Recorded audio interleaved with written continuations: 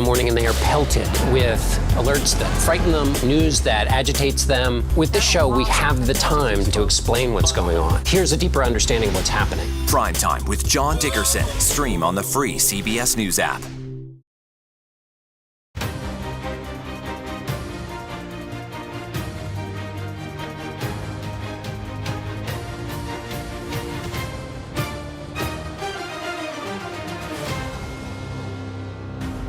It is possible to get a deal by the end of the week. It's not that difficult to get to an agreement. Protecting an unborn child when there's the detectable heartbeat is something that almost probably 99% of pro-lifers support. If you're home and contemplating, just get out. It takes all of 5 minutes. You go and you vote and you make a difference because it's going to be close.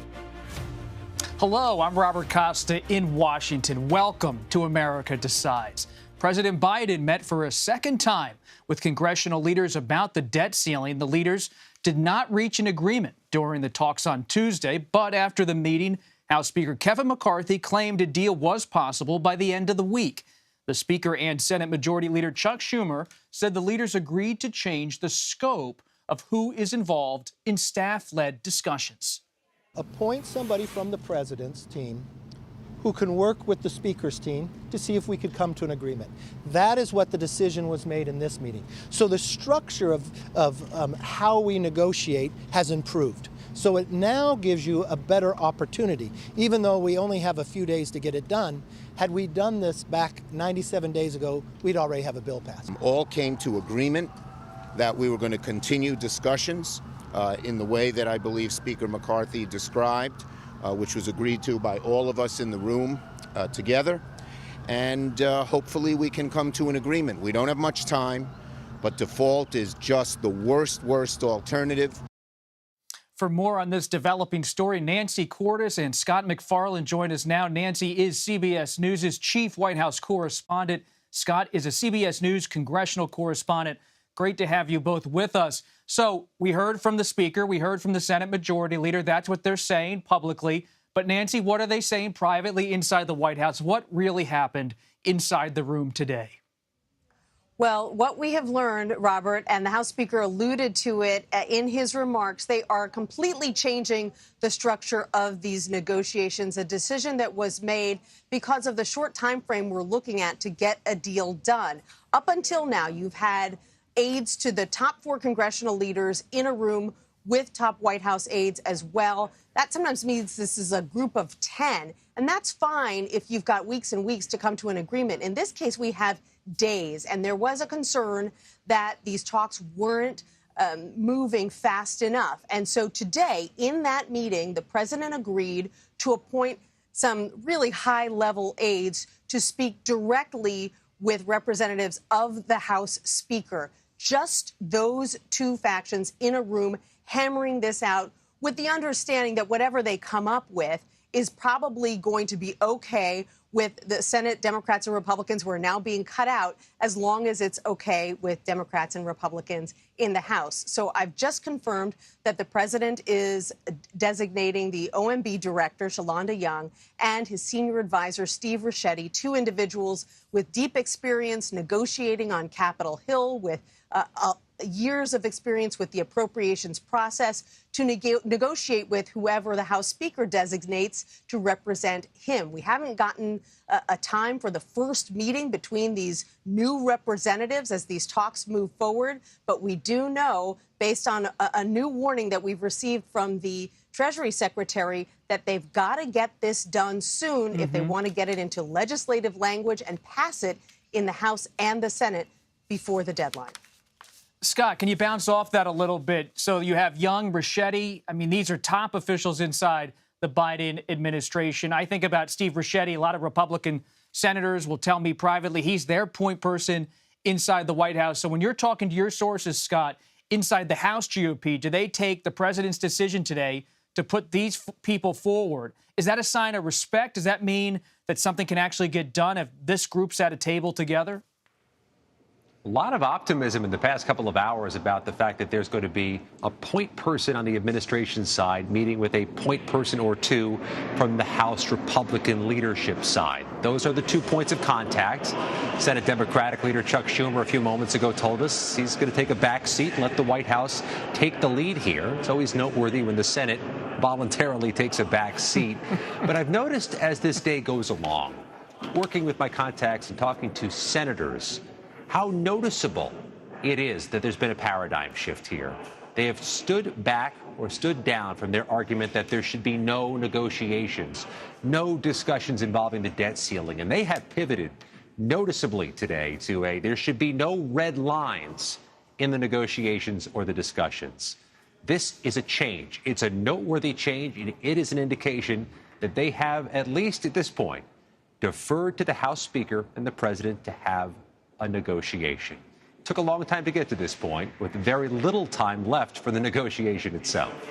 I'm trying to understand the politics of all this, especially inside the White House, Nancy. Scott said there was a belief that they want to have a negotiation now among some on the Democratic side. Let's listen to what President Biden had to say in a video he posted on Twitter today. America cannot default on its debt. If we're to do that, it'll be catastrophic. It would be devastating for America and, quite frankly, the whole world. It'd be a recession. We'd find that everything was changed. Our economy would really crater. It really would have a profound impact on how we live our lives. So, Nancy, what do you make of that? Is that the president saying he needs a deal politically, he wants a deal? I think everyone at this point acknowledges that they need a deal and that the U.S. cannot default. So that is a widely shared understanding, even as everyone wants to make the case. They're not the ones holding this up. They're being responsible. If something were to happen, they would not be the ones holding the bag. So that's the latest salvo from the president of the United States. But frankly, White House officials that I talked to, they recognize that the case that they had been trying to make for weeks, that they were not going to negotiate over the debt limit and that any talks they had about spending cuts were unrelated. I mean, it's pretty clear that that is not the case, and that they are negotiating because they have to, because the House is now controlled by Republicans. And the real question now is, what kinds of spending caps are we going to be looking at? How long are they going to last? Republicans would like them to last up to a decade. The White House wants it to be only a few years. Are we going to see new work requirements for social spending programs like food stamps and housing assistance and Medicaid and Medicare? Are the two sides going to agree to make it easier to get big energy permits, something that there's a lot of openness to on both sides, and so on. And so both sides really agree, Bob, on the contours of this agreement, of what's on the table. The question is just what those spending caps will look like. Republicans want to roll them all the way back to 2022 levels. Democrats want to shave much less off the top. So let's see where they end up. But they've got to end up there in a few days because it's a laborious process to pass this through both the House and the Senate at a time, by the way, as I'm sure Scott can speak more about, that both the House and the Senate are supposed to be out on recess for Memorial Day. Well, they got to get this done, it seems. Scott, Nancy just talked about spending caps and also permitting for energy projects. Is there any way spending caps end up off the table in this deal, and this ends up just becoming a deal about extending the debt limit and having some permitting reforms or permitting legislation on energy? Yeah, they're really bullish on this permitting reform component. Joe Manchin told me last night that he expects it to be a part, or that it likely could be a part of whatever the final deal is here. I'll notice two different things at this moment that weren't occurring to me a few weeks ago. In the past few days, especially today, you have heard this optimism, this outward optimism. We will not default. Default is off the table. We're not going to default. For multiple parties here, that's such a change from 2011, the last time we had one of these standoffs, and it really jammed the stock market and the U.S. credit rating. By expressing this optimism, whether justified or not, the parties here might be minimizing the impact of the stock market and the economy before a final deal is done. There's something else that's really revealing itself over the past 48 hours. Who is going to vote for whatever deal comes out? people are really hedging their bets or keeping their powder dry on what they will accept, because there's going to have to be some unique composition of Democratic and Republican votes at the end of the day in the Senate and in the House. Who's going to vote for what Kevin McCarthy and President Biden agree to? There's no guarantee it has 218 in the House or 60 in the Senate. It's going to be quite a calculation for all the leaders here. And McCarthy, the speaker, has a lot of treacherous road ahead to make sure he keeps that narrow majority behind his speakership. We'll be following it all with Nancy and Scott on the front lines of the reporting. Thanks for being here for America Decides. Meanwhile, lawmakers in North Carolina's Republican-controlled state legislature are voting today on whether to override the veto of an abortion ban. In front of a crowd, the state's Democratic Governor Roy Cooper vetoed the bill on Saturday. He has been pushing Republican state legislators to break with their party and vote not to override it. The legislation bans nearly all abortions after 12 weeks of pregnancy. And a super PAC, a new one, has been formed to support a potential Mike Pence White House bid. Ahead, what a Pence presidential campaign might look like and how he could compete against former President Donald Trump.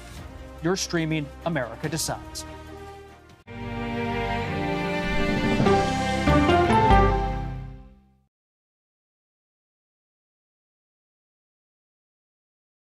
If it's important to our nation, I wonder how you think about where America is at this moment. It's on Face the Nation. Can there be stability if Vladimir Putin remains in power? Face the Nation with Margaret Brennan on CBS. America Decides, taking you inside American democracy. The most important stories on a day-to-day, hour-to-hour basis. You're going to hear a lot of reporting. It is clearly a pivotal moment. Gun control, the economy, education. Both sides of the political aisle fight it out for power. Bringing you the analysis that you need. Thoughtfully, with context. Be part of the conversation. On CBS News Streaming. Welcome to America Decides.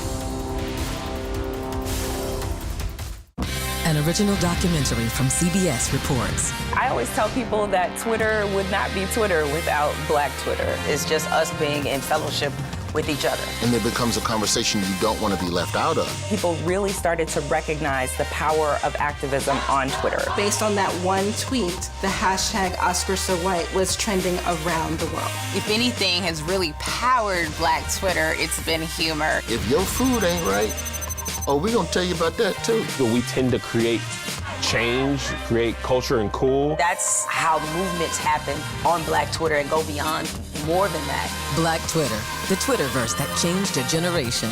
Now streaming on the free CBS News app. When weather turns extreme, the threat of severe weather and dangerous tornadoes is expected to last. CBS News and the Weather Channel bring you virtual weather technology so advanced, so real. Let's bring in our partners at the Weather Channel. Now 6 feet of water, imagine that. Cars that can act like battering rams. These hyper-realistic simulations show you what the weather will look and feel like before it happens. Feel the forecast, streaming on CBS News. An original documentary from CBS reports. The carnage in our nation's schools has become painfully repetitive. Not one more child! School shootings have parents fighting mad. I promised my daughter I was going to fight. It's going to keep on happening. And teachers taking lessons in how to fight back. This is an exercise. We approach it as it's you or them. It shouldn't have to be your teacher's job to protect your life. But will the battle over gun control, people are afraid that they're going to lose their gun rights altogether, be the hardest lesson of all? The exercise, you're having to shoot at an adult. Are you prepared to have to kill one of your students? Guns in the Classroom, now streaming on the free CBS News app. Everybody wakes up in the morning and they are pelted with alerts that frighten them, news that agitates them. With this show, we have the time to explain what's going on. Here's a deeper understanding of what's happening. Prime Time with John Dickerson. Stream on the free CBS News app. Are you leaning in or are you leaning away from running? Well, I'm here in Iowa, Robert. Well, that's a tell. Look, I love this country. And I think America's in a lot of trouble. He's in Iowa. That's usually a tell in American politics. Welcome back to America Decides. That was part of my exchange with former Vice President Mike Pence last month. And a new super PAC has now been formed to support a potential Pence campaign committed to America, as several aides who worked for Georgia Governor Brian Kemp and former Maryland Governor Larry Hogan, Finn Gomez, and Aaron Navarro join us now. Finn is CBS News' political director. Aaron is a CBS News political reporter. It's great to have you both here. Thanks for joining us at the America Decides table. Pence's super PAC. You make a statement sometimes in politics by personnel. Personnel is policy, the old line. Scott Reed, Bob Dole's former campaign manager, Jeb Hensarling, former heavyweight close to Paul Ryan in the House, now out of Congress. Seems like a pretty serious super PAC. Shows me that they might have a lot of money potentially come in. I think money and momentum, Bob, and you're right. And if you look at the fact that, as you mentioned, that Scott Reed was the former head of the U.S. Chamber of Commerce, there's some avenues that he can bring into that super PAC, as you know, and also the fact that two of the main people running this super PAC come from governors who took on Trump, right? And in the last, you have Brian Kemp of Georgia. You have his former campaign manager being the executive director of this super PAC, and Mike Ritchie, who's the longtime comms guy for Larry Hogan out of Maryland, is now running comms for this shop. And also, I think it also shows that Pence is looking straight ahead to 2024. But Pence has a long road ahead in this nomination fight. He has been taking on a candidate you've been covering closely, a potential candidate, That's right. Florida Governor Ron DeSantis. How do you see Pence in relation not only to Trump, but to DeSantis? Well, Pence has come out against DeSantis when it comes to this fight with Disney, saying that he is overstepping a bit in terms of traditional conservative values and trying to control this corporation. And, in a way, Pence is creating a contrast on abortion being a bit more for a national abortion ban compared to DeSantis, who has not directly answered that question. But it's interesting. Finn brought up the people that are part of this PAC, and these are people. Bobby Sapro ran Brian Kemp's campaign in 2022, including that primary where he beat a Trump-backed candidate by 52 points. These are operatives that have taken on Trump in the modern age since 2020 and have won. And I do think that's notable when you look at Pence's path in the primary and, in a way, taking on Trump in his own style. And Hogan's already told CBS News he's not running for the Republican nomination. And maybe this is a sign that Governor Kemp's not going to run for the nomination. Maybe a little bit of a implied blessing that Pence could be that non-Trump classic conservative candidate. Pence was telling us in Iowa that he wants to run as a traditional conservative. He said the same to the New York Times this week. Is there a path, though, for that movement traditional conservative in a populist age inside the Republican Party? Well, it's a lot more difficult this cycle than it was in previous cycles. Obviously, Bob, he still has that.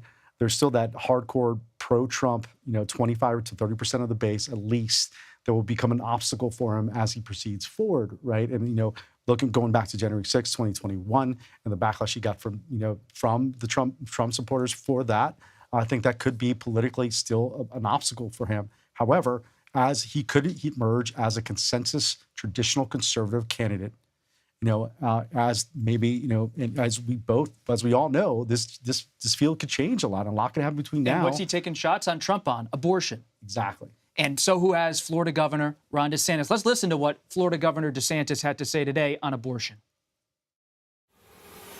The legislature put it in. I signed the bill. I was proud to do it. He won't answer whether he would sign it or not.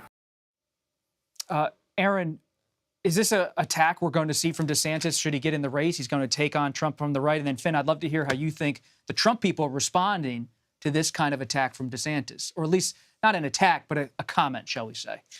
The issue of abortion is definitely something that DeSantis sees he can run to the right of Trump on, as well as when it comes to this conflict with Disney. But it's notable. I've been watching DeSantis press conferences all year when he does out-of-state some speeches. This is one of the most direct attacks DeSantis. You think it's an attack? I do. He said, look, I'm proud I signed that abortion ban.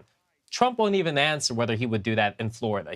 Trump was asked a very direct question: would you sign a 6-week abortion ban in Florida? Trump said, I'm looking at all the options. And but is he saying Trump's name, Aaron? He's not saying Trump's name. Well, to me, you're right. That's right. But this does feel direct. It was a direct question. What do you think about Trump's comment? And he said, look, a Florida man, Florida resident, he won't even answer that question.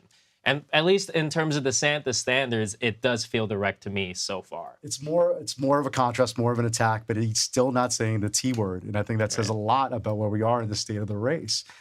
Trump is getting flack from externally and internally for not being able to clearly lay out his position. Does that worry the Trump people at all? No. Why? Because of the Supreme Court picks that he chose while he was president, and behind the reason of the reversal of Roe v. Wade, right?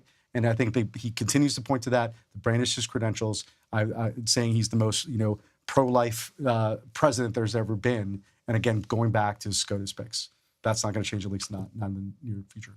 Real quick from both of you, another big issue today: the Kentucky gubernatorial primary, especially for the Republicans. Who are you watching? What matters? In 30 seconds each.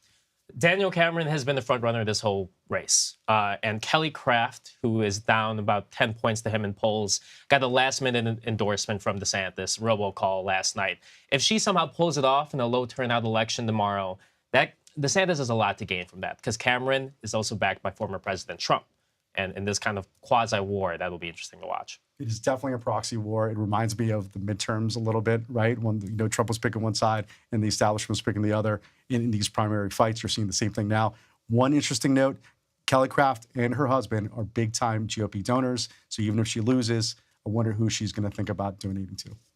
Finn Gomez, Aaron Navarro, appreciate you stopping by. And Philadelphia is also holding an election today. It's mayoral primary. And there's a special election in another part of the state that could have big implications on abortion access in the Keystone State. We'll break it all down. Coming up next, you're streaming America Decides.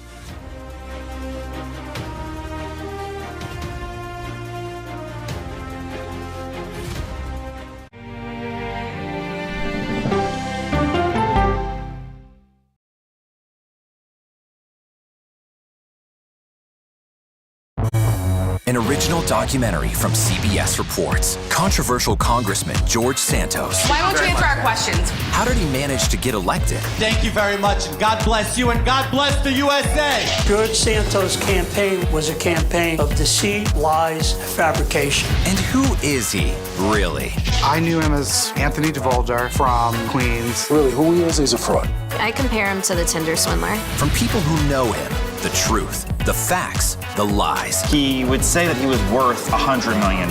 It's an incredibly cynical episode in American politics, beyond satire. Had you ever seen anything like this? No, and I hope I never see it again. Campaign of Deceit, now streaming on the free CBS News app. She dazzled on the court and off the court as a businesswoman. Thank you for joining us on Person to Person. Tennis superstar and entrepreneur Serena Williams.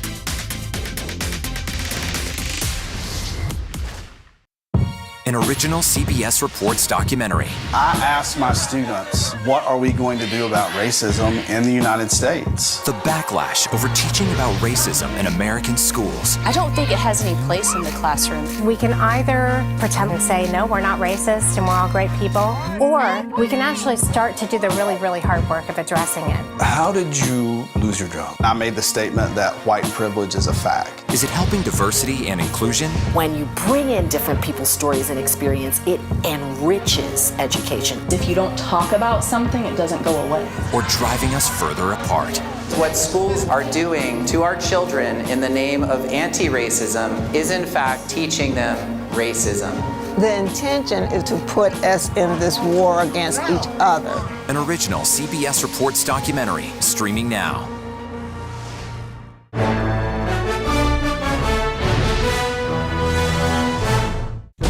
An original CBS Reports documentary. I was entitled to equal pay for equal work under the law. Does the Supreme Court's power need to be checked? 9 Supreme Court justices, 5 of them said no, she's not entitled. That's not right. Calls to fix the court tend to go along with the politics of the moment. Republican-appointed justices have all tended to go in one direction, with the Democratic-appointed justices tending to go in another. Even though it's only 9 justices, it takes 5 of them to make the law of the land. Does it have political impact? True. Political intent? Probably not true. If the American people don't trust the judgment of their court, that's a real problem for our democracy. An original CBS Reports documentary, streaming now. On our places, bright, shiny faces. When you wake up in the morning, we want to be your go-to team. I don't go to work in the morning. I go for coffee with my 2 good friends, and we talk about the world. Welcome back to America Decides. Philadelphians are heading to the polls today to vote in a crowded Democratic field. 9 candidates running for mayor, but there are 5 top Democratic contenders, former city council members, a former city controller, and a business owner. The winner will face off against Republican David O. in the fall. He's unopposed for the Republican nomination. For more on this story, Democrat Malcolm Kenyatta joins us now. He is a Pennsylvania state representative who represents part of Philadelphia. Good to see you, State Representative. Thanks for taking the time. I grew up in Bucks County, just a little bit north of your district in the North Philadelphia suburbs. So I've been following Philly politics for years. I've been following your career, but I can't follow yet who you're endorsing or supporting in this primary race. So who are you backing tonight? Listen, I'm backing 8 p.m. when this race is over, and whoever the winner is, we can get to actually the business that's at hand of addressing some really critical issues here in Philadelphia.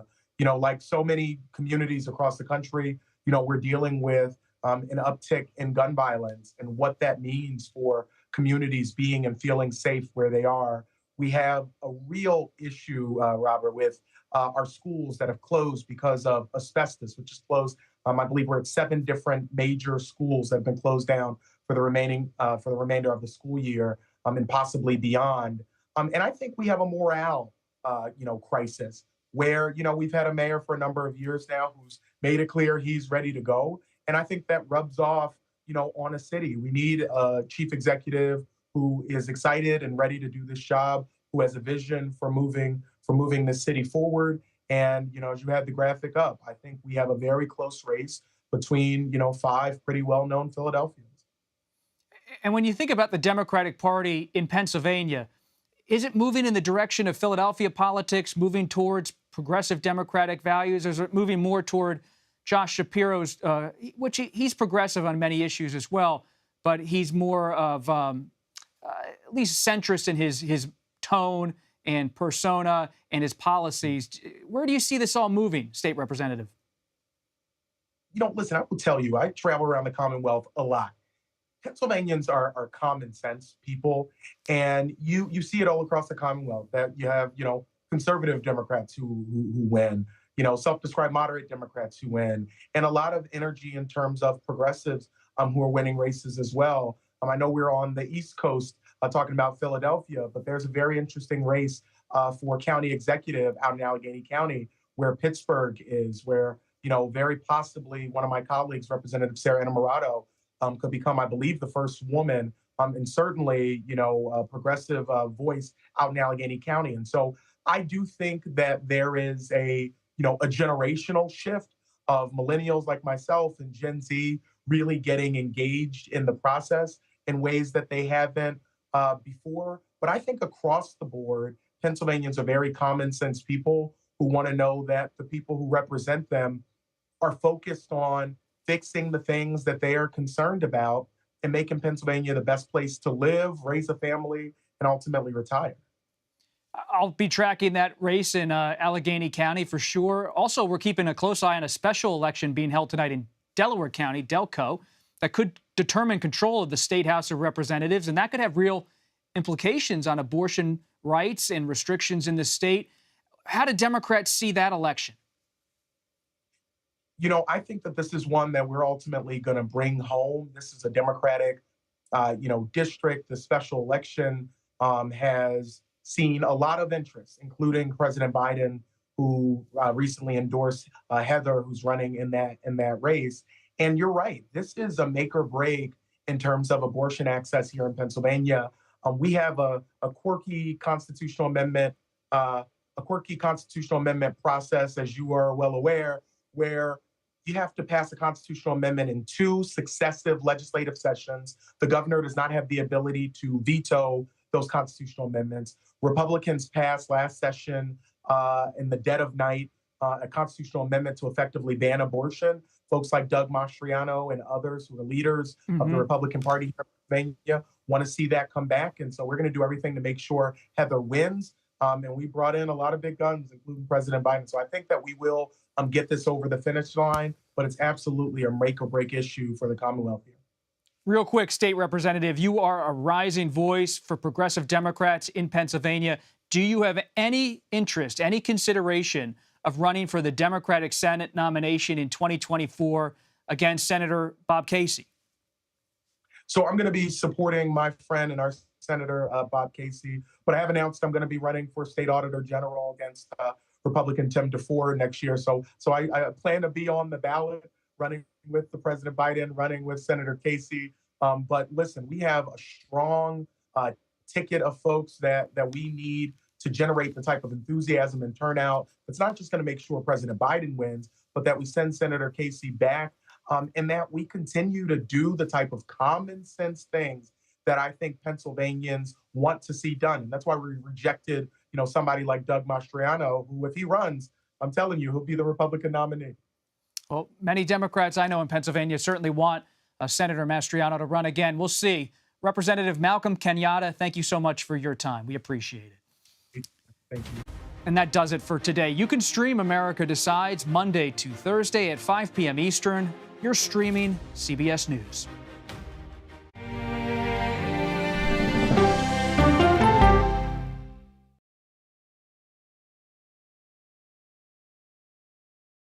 It's a history-making meeting. 4 extraordinary women who are all 4-star generals and admirals. How did you deal with being discriminated against? I just worked harder. The future of an ever-evolving U.S. military.